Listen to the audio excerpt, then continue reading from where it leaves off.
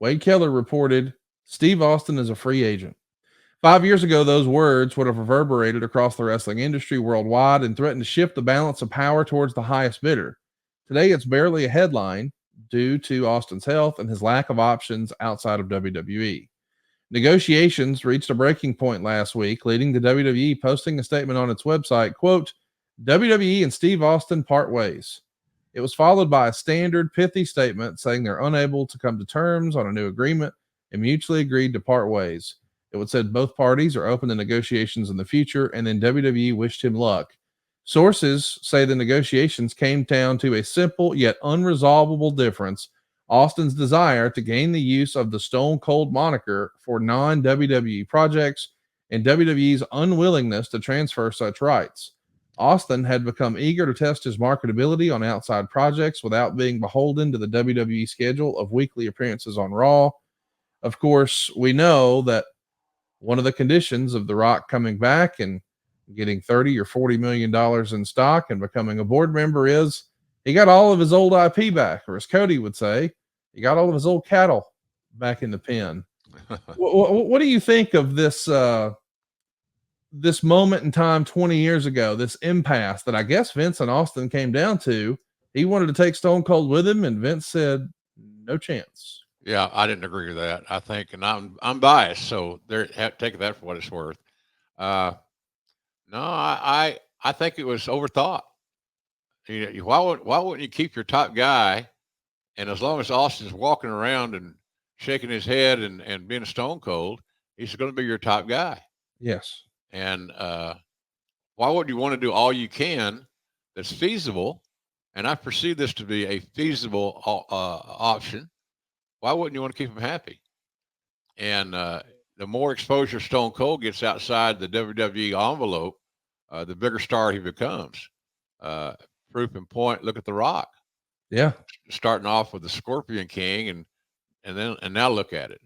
He is a franchise. No doubt. So and he got it because he had use of his name. Dwayne Johnson's a nice name, but it's not didn't have nearly the sizzle that The Rock has. Right. And so it's all about marketing. And I don't think Austin was asking for anything unreasonable, quite frankly.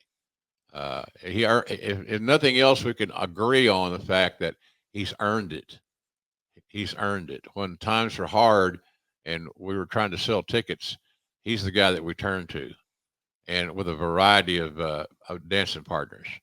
So I just thought it was overthought a little bit, Connie. And again, as I said, and I'm being honest, I am biased, and I've been on both sides of this coin, but I couldn't see the downside, other than for Vince's sake, he would lose a little control, and that's a big deal for him. Losing control is not something that you want to challenge the chairman at the time and having to take care of. Let's also say that it might not just have been about the IP. I know that was still an issue for him. He was offered that role in that Jean-Claude Van Damme movie way back in the WCW days, and WWE turned it down without ever even consulting Austin. So Goldberg got that spot instead. And I know that was in the back of his mind, but Wade actually says maybe it's because Austin wasn't thrilled being the quote unquote Raw sheriff. He hasn't been so out loud or on the record, but many within WWE believe Austin had realized his character dipped to a low point in terms of relevancy with the storylines. Austin always has tremendous pride in how he's presented, and the poor reaction to his Raw sheriff gimmick and a lack of obvious directions for it to take in coming months has led him to creating, or at least considering, new career options. Austin was still getting great pops, but it was clearly based on his reputation and star status, not necessarily because he was the Raw sheriff.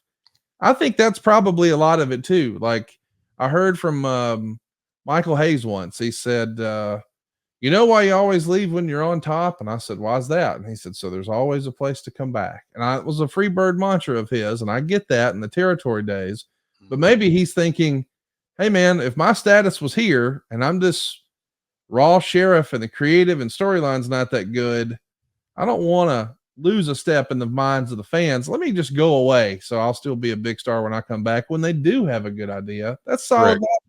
Yeah, I agree with that. I was never a big fan of the Raw Sheriff because all of a sudden it's all about comedy. Yes. And if one thing that Austin wasn't, he had a sense of humor and he made you laugh from time to time. But Steve's calling card and what brought him to the dance was drama, uh, violence, aggression, all those things. And I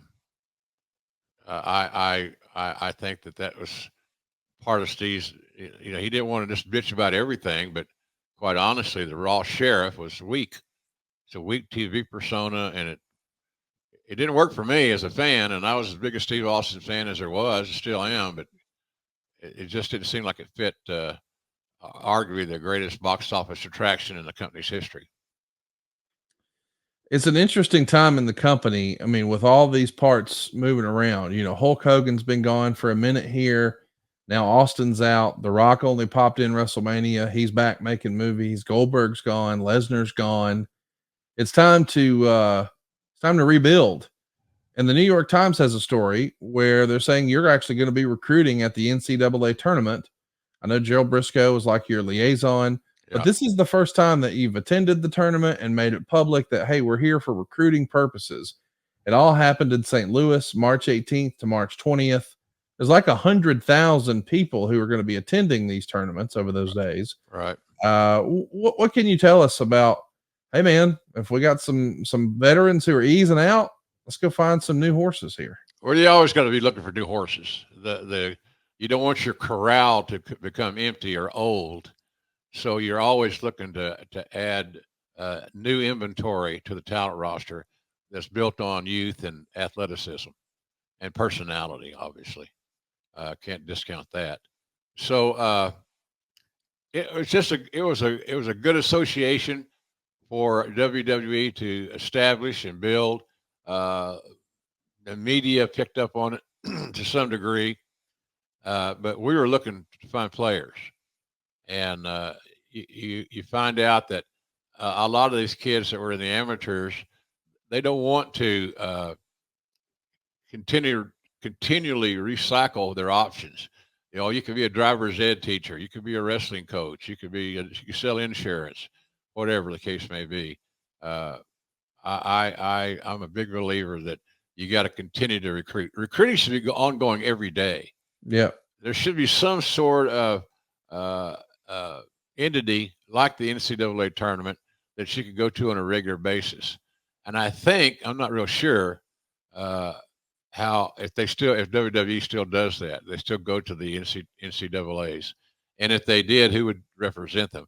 Briscoe was so good because he had over a 40-year career and that touched in the amateurs frequently, and a lot of the coaches knew him. They respected his background. He was a he was a big time player at Oklahoma State when they were like the dog, and everybody wants to be a dog, Conrad. Got to be a little dog in you. And but Jerry was great. He was great at that role. Good old boy. Everybody liked him. So uh, and he just did a phenomenal job. I've said many times, Jerry Briscoe was as important to the success of talent relations and building that attitude roster as anybody in the business. Period. So he was very valuable. And I don't know why he could be if he's. I don't know what he's doing now. We talk, but we don't talk about work a lot. Uh, but I don't know why he couldn't still be valuable. He's got knowledge. Knowledge doesn't have an expiration date on it unless you just can't put your sentences together. But Jerry's still sharp. He's got all those contacts. And you got to remember that I was a part of this generation where I was hired by TBS through the United States Olympic Committee to do the USA versus Russia duel. And then when the wrestling people more deeper into the equation found out it was I was a pro wrestling guy, they killed all my work, killed the whole show, and had somebody else come in and revoice it.